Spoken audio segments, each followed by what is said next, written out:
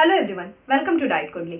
आज की इस वीडियो में मैं आपको बताऊंगी कि एचएसजी टेस्ट को जनरली डॉक्टर्स क्यों करने को बोलते हैं और दूसरा एचएसजी टेस्ट के बाद क्या प्रेगनेंसी के चांसेस बढ़ते हैं।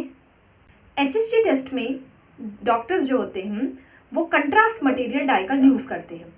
कंट्रास्ट मटेरियल डाई जो होता है वो दो टाइप के होते हैं, एक होता है वाटर बेस्ड डाई और दूसरा होता है ऑयल बेस्ड डाई। उस डाई को वजाना के थ्रू यूट्रस के अंदर इंसर्ट किया जाता है।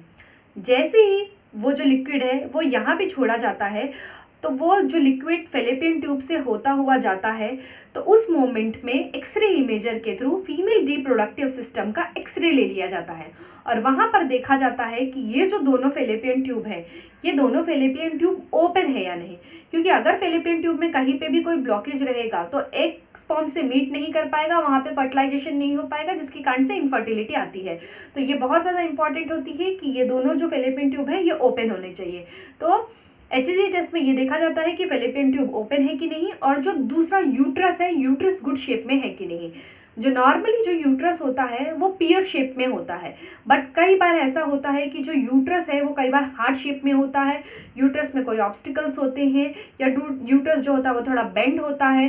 तो ये सभी जो है वो एचएसजी टेस्ट के थ्रू उसका एक 2D इमेज उनको मिल जाता है ताकि वो ये जान सके कि इनफर्टिलिटी का क्या कारण है। अब बात करते हैं कि क्या एचएसजी टेस्ट होने के बाद प्रेगनेंसी के चांसेस बढ़ते हैं। एचएसजी टेस्ट में जनरली होता क्या है कि जो कंट्रास्ट मटेरियल डाई होता है वो जब फेलोपियन ट्यूब से होता हुआ जाता है तो उस मोमेंट पे अगर मान लीजिए कि छोटा मोटा कोई ऑब्स्टिकल है ना तो वो निकल जाता है, बाहर की तरफ आ जाता है। लेकिन अगर मान लीजिए कि कोई बड़ा ऑब्स्टिकल है या कोई बहुत बड़ा ब्लॉकेज है तो वो ट्यूब फ्लशिंग के थ्रू यानी जो कंट्रास्ट मटेरियल डाई है वो उसको नहीं निकाल पाता है। तो जिन किसी को भी अनएक्सप्लेन्ड इनफर्टिलिटी है, ट्यूब ओपन है लेकिन प्रेगनेंसी नहीं आ रही है, तो उस मोमेंट में एचएसजी टेस्ट होने के बाद कई बार ऐसा होता है कि जो प्रेगनेंसी नेचुरली कंसीव करने के चांसेस जो है वो काफ़ी ज़्यादा बढ़ जाते हैं। दूसरी बात, जो कंट्रास्ट मटेरियल डाई होता है ना, एंडोमेट्रियम होता है, ये वाला जो पोर्शन है यूट्रस के अंदर का जो लाइनिंग होता है ना, वो इसको नरिश करने का भी काम करता है। एक तरीके से वो इस लाइनिंग को काफ़ी ज़्यादा इम्प्रूव करने का भी काम करता है।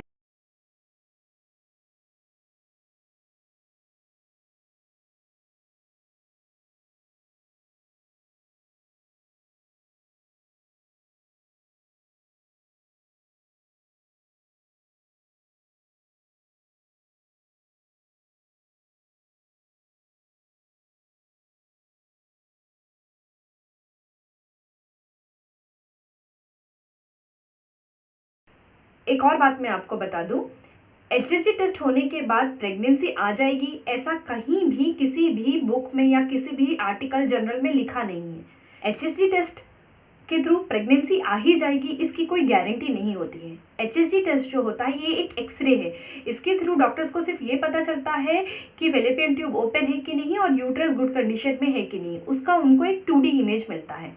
लेकिन कई लोगों में ऐसा देखा गया है जिनको अनएक्सप्लेन्ड इनफर्टिलिटी की प्रॉब्लम है, यानी सारे टेस्ट नॉर्मल है और उसके बाद भी प्रेगनेंसी नहीं आ रही है, दोनों ट्यूब्स ओपन हैं और यूट्रस भी अच्छे कंडीशन में है और दूसरी कोई इनफर्टिलिटी प्रॉब्लम नहीं है। तो उस मोमेंट में प्रेगनेंसी नेचुरली कंसीव करने के जो चांसेस है एचएसजी टेस्ट होने के बाद वो काफ़ी ज़्यादा उनमें बढ़ गए हैं। आपको ये वीडियो इन्फॉर्मेटिव लगा हो तो like this video, subscribe to the channel, और आपके कोई क्वेश्चन हो तो नीचे कमेंट बॉक्स पे ज़रूर लिखिएगा।